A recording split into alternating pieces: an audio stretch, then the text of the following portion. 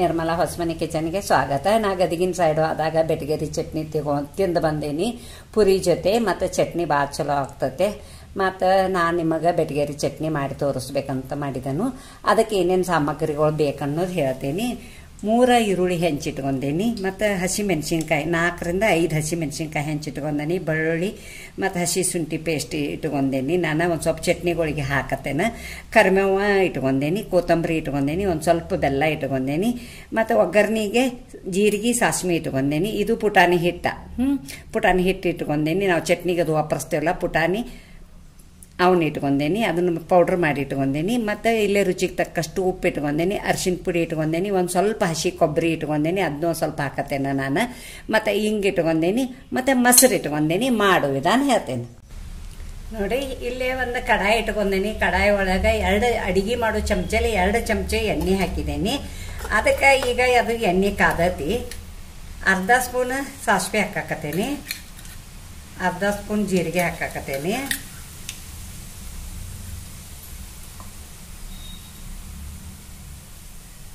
ಮತ್ತು ಮೆಣಸಿನ್ಕಾಯಿ ಹಾಕ್ತೀನಿ.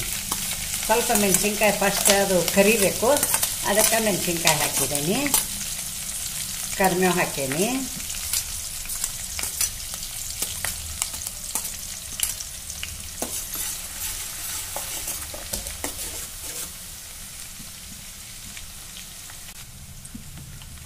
ನೋಡಿ ಮೆಣಸಿನ್ಕಾಯಿ ಕರ್ದಾವು.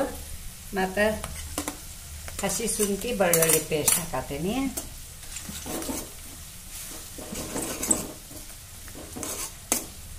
ಈರುಳ್ಳಿ ಹಾಕ್ತೀನಿ.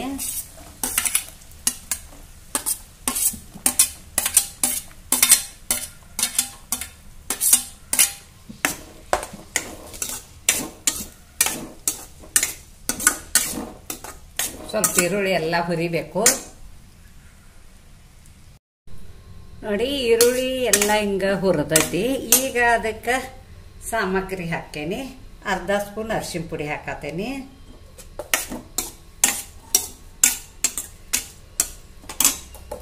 ಮತ್ತು ರುಚಿಗೆ ತಕ್ಕಷ್ಟು ಉಪ್ಪು ಒಂದು ಸ್ವಲ್ಪ ಕೈಲೇನ ಹಾಕೇನಿ.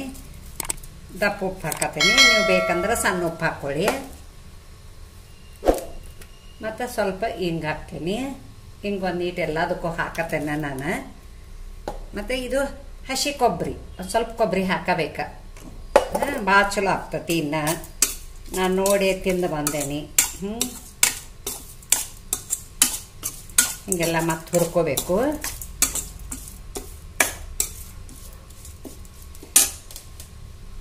ಸ್ವಲ್ಪ ಬೆಲ್ಲನೂ ಹಾಕಬೇಕ ಇದಕ್ಕೆ ಚಟ್ನಿಗೆ. ನೀವು ಬೇಕಂದ್ರೆ ಸಕ್ಕರೆ ಹಾಕ್ಕೊಳ್ಳಿ.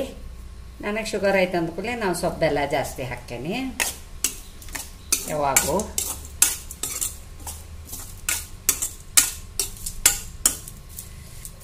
ಇದು ಸ್ವಲ್ಪ ಆರಬೇಕು ನೋಡಿ.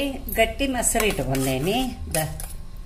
ಮೊಸರು ಇಟ್ಕೊಂಡೇನಿ. ಮತ್ತು ಈಗ ಅದಕ್ಕೆ ಏನು ಮಾಡ್ತಾನಂದ್ರೆ ಅದು ಏನು ಪುಟಾಣಿದ ಪೌಡ್ರ್ ಮಾಡಿ ಇಟ್ಕೊಂಡೇನಿಲ್ಲ, ಅದು ಅಳದ ಇಟ್ಕೊಂಡೇನಿ. 4 ಸ್ಪೂನ್ ಐತಿ. ನೋಡಿ ಹಾಕ್ಕೊಳ್ಳಿ ನೀವು.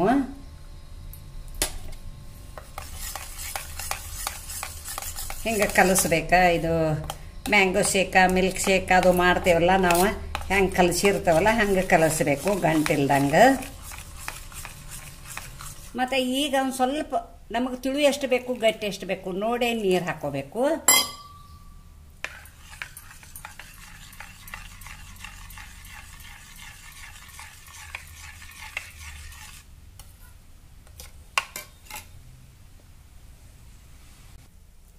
ನೋಡಿ ಅದನ್ನೇನು ಪುಟಾಣಿದ ಕಲಿಸಿದನ್ನೆಲ್ಲ ಹಿಟ್ಟ ಅದ್ರಾಗ ಹಾಕೇನಿ. ನೋಡಿರ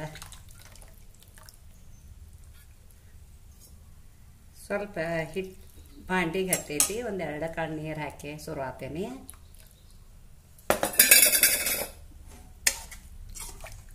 ಸುಡೋದ್ರಾಗ ಹಾಕಬಾರ್ದು, ಆರಿದ ಕೂಡಲೇ ಹಾಕಬೇಕು.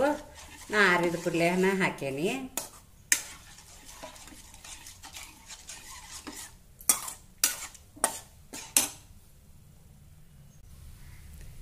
ನೋಡಿ ಮೊಸರು ಸ್ವಲ್ಪ ಗಟ್ಟಿ ಇರ್ತೈತಲ್ಲ, ಅದಕ್ಕೆ ಒಂದು ನೀಟಾಗಿ ಕಡ್ಗೋಲಿಲ್ಲ ಹಿಂಗೆ ಮಾಡ್ಬೇಕು. ಇದನ್ನು ನುಣ್ಣಗೆ ಚಲೋ ಆಗ್ತೈತಿ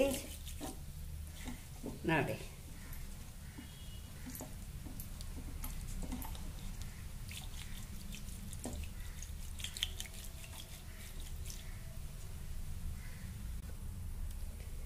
ಲಾಸ್ಟ್ ಅಲಂಕಾರಕ್ಕೆ ಒಂದು ಸ್ವಲ್ಪ ಕೊತ್ತಂಬರಿ ಹಾಕ್ತೇನೆ.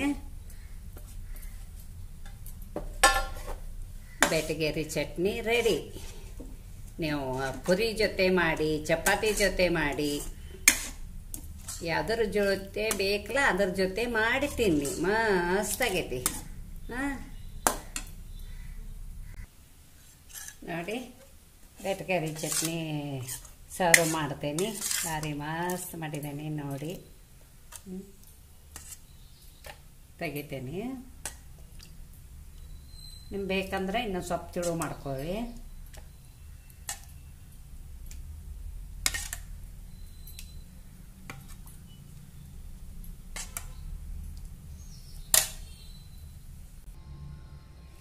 ನೋಡಿ ಬೆಟಗೇರಿ ಚಟ್ನಿ ಜೋಡಿ ನಾ ಇವತ್ತು ಪಡ್ಡು ಮಾಡ್ಕೊಂಡೇನಿ. ರವಿವಾರ ಐತೆ ಅಂದ ಕೂಡಲೇ ಪಡ್ಡು ಮಾಡ್ಕೊಂಡೇನಿ. ಮತ್ತು ನೀವು ಪಡ್ಡು ಮಾಡ್ಕೊಳ್ಳಿ, ದೋಸೆ ಮಾಡ್ಕೊರಿ, ಪುರಿ ಮಾಡ್ಕೊರಿ, ಯಾವುದ್ರ ಜೋಡಿನೂ ಹೊಂದಾಣಿಕೆ ಆಕೈತೆ ಅದು.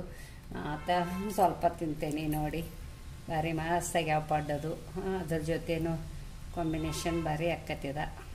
ನೋಡಿ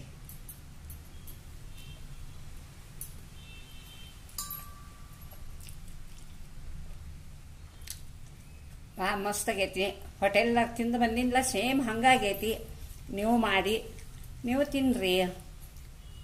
ಈ ಬೆಟಗೇರಿ ಚಟ್ನಿಗೆ ನನಗೆ ಲೈಕ್ ಕೊಡಿ. ನಿಮ್ಮ ಫ್ಯಾಮ್ಲಿ ಜೊತೆ, ನಿಮ್ಮ ಫ್ರೆಂಡ್ಸ್ ಜೊತೆ, ಎಲ್ಲರ ಜೊತೆ ಶೇರ್ ಮಾಡ್ಕೊಳ್ಳಿ. ಹೊಸದಾಗಿ ಯಾರು ನನ್ನ ಚಾನಲ್ ನೋಡ್ತಾರಲ್ಲ ಅವ್ರು ಸಬ್ಸ್ಕ್ರೈಬರ್ ಮಾಡಿ, ಪಕ್ಕದಲ್ಲಿ ಬೆಲ್ ಐಕಾನ್ ಮಾಡಿ. Thank you.